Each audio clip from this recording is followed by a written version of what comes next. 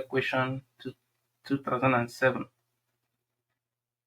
WAEC question. So the question says, calculate the effective resistance between P and Q in the diagram shown above. So this is the diagram. So we should calculate the effective resistance between points P and Q. So as always, the first thing we have to do is to determine what kind of connections these resistors have. Is it a series connection, a parallel connection, or a combination of both? So if you look at this very well, if you analyze it very well, you see that these 2 ohm resistor and this other 2 ohm resistor share the same terminals. They have a common terminal. That means these 2 ohms, this is the front connected here, 2 ohms connected here, the back connected here, the back.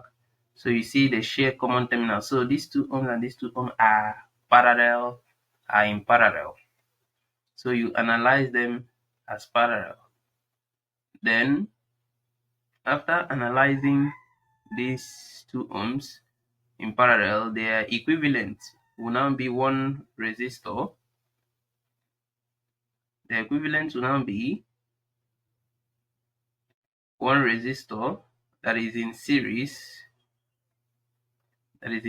with these 3 ohms. So these 3 ohms will be here, while here will now be 2 parallel 2 ohms.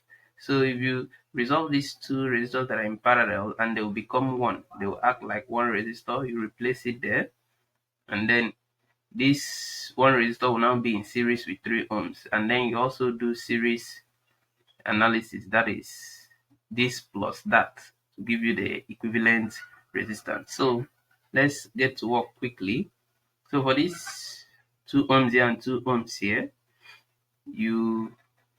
that will be 1 over R 2 parallel 2 to be equals to 1 over 2 plus 1 over 2.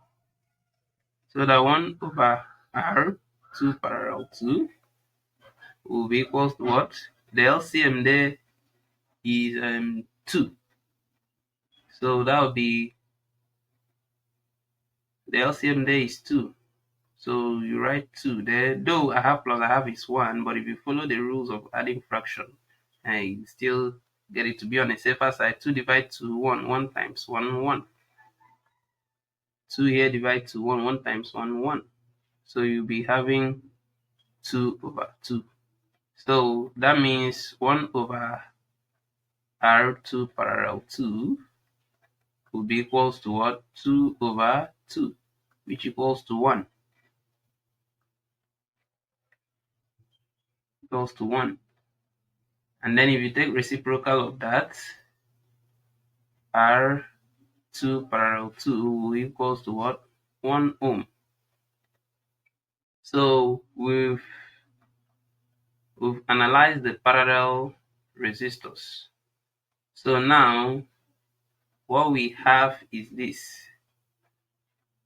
We redraw the circuit to look like this. Here is the 3 ohms that is now in series with 2 parallel 2, which is now 1 ohm. So between point P and Q. So now our effective resistance or equivalent resistance will be what? 3 plus 1 there to give us 4 ohms. So that's how simple it is to do this. Like and subscribe and check out other example videos on this.